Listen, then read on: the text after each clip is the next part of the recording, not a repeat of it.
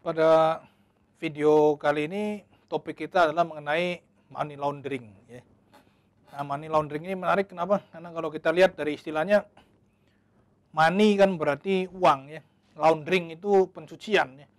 Jadi kalau kita mungkin sering lihat ya, banyak laundry ya. Laundry ini kan biasanya pencucian ya, pencucian pakaian gitu. Tapi kalau ini kok yang dicuci uang gitu.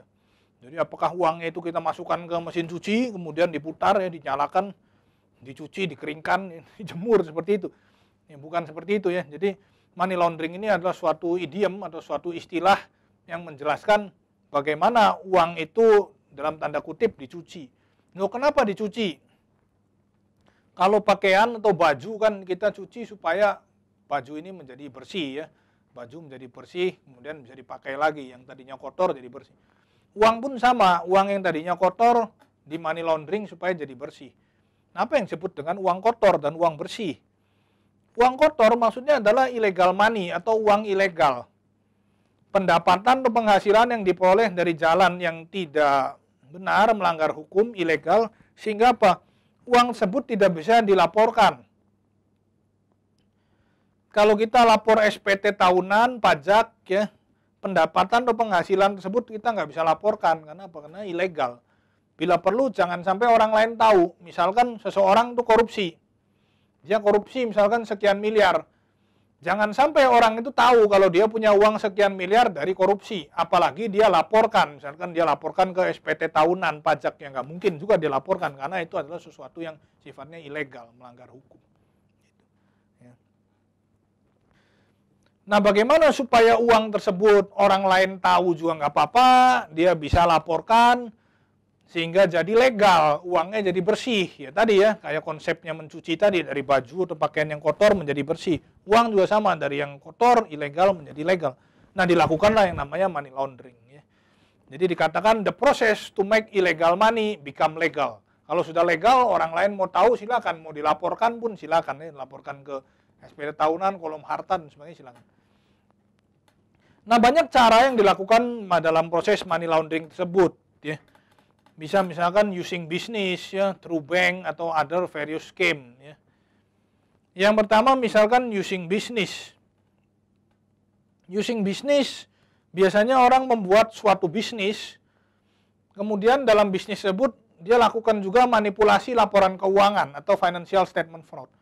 Jadi money laundering juga bisa berhubungan dengan manipulasi laporan keuangan. Ambil contoh begini, saya punya bisnis, saya punya usaha, kemudian bisnis atau usaha tersebut misalkan punya profit. Ya mungkin profitnya sebenarnya kecil ya, misalnya perusahaan jasa, profitnya sebenarnya hanya 50 juta misalkan. Tetapi saya misalkan ada pendapatan ilegal ya, atau orang tersebut punya pendapatan ilegalnya misalnya sebesar 1 miliar. Maka dia manipulasi bisnisnya, dia buat seakan-akan ada pendapatan bisnis, misalnya bisnisnya perusahaan jasa ya, jasa konsultan atau agent dan sebagainya. Dia bikin seakan-akan dia dapat proyek besar, apalagi kalau jasa ya, jasa kan sifatnya intangible ya, tidak ada barang dagangan berwujudnya.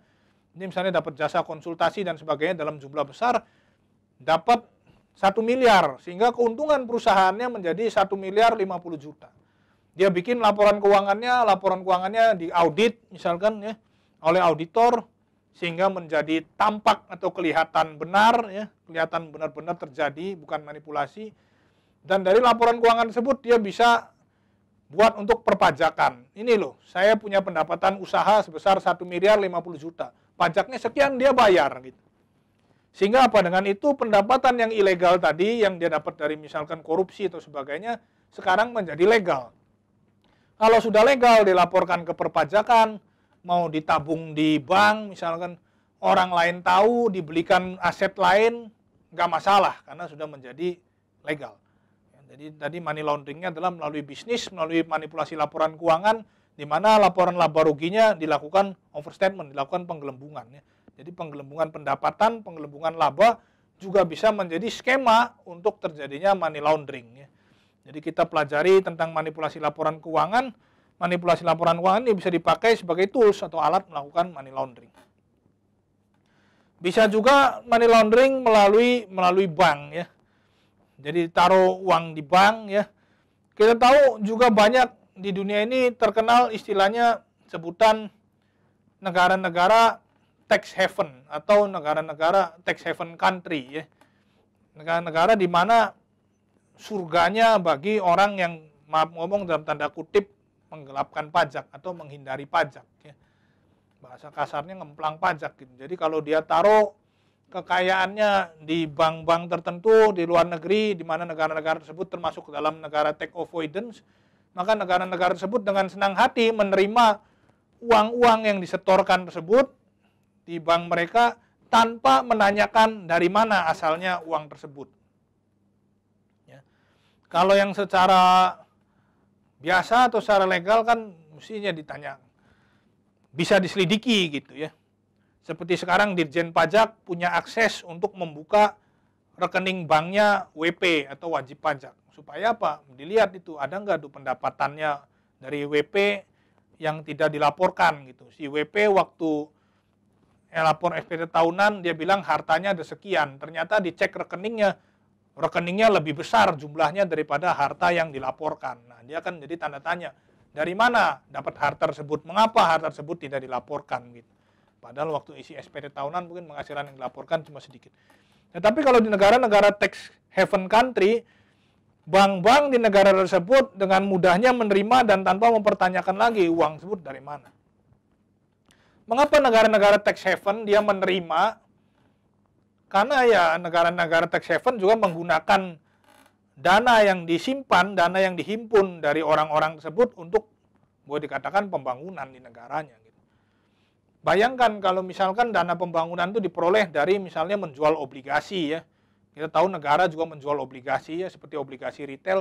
Obligasi retail bunganya berapa gitu. Obligasi retail seringkali bunganya lebih besar dari bunga deposito ya. Rate of return yang harus dibayarkan oleh negara sehubungan dengan pengeluaran atau penerbitan obligasi negara biasanya lebih besar dari bunga deposito. Karena apa? Obligasi itu adalah jangkanya jangka panjang ya. Sedangkan deposito bisa jangka pendek. Semakin panjang jangka waktu, maka resiko yang terjadi semakin besar.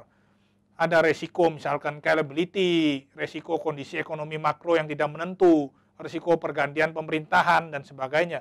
Resiko pemegang obligasi butuh uang tersebut untuk bisnis, ada keperluan mendadak sehingga mereka harus ambil tetapi tidak bisa. Karena beberapa obligasi tidak ada exit window.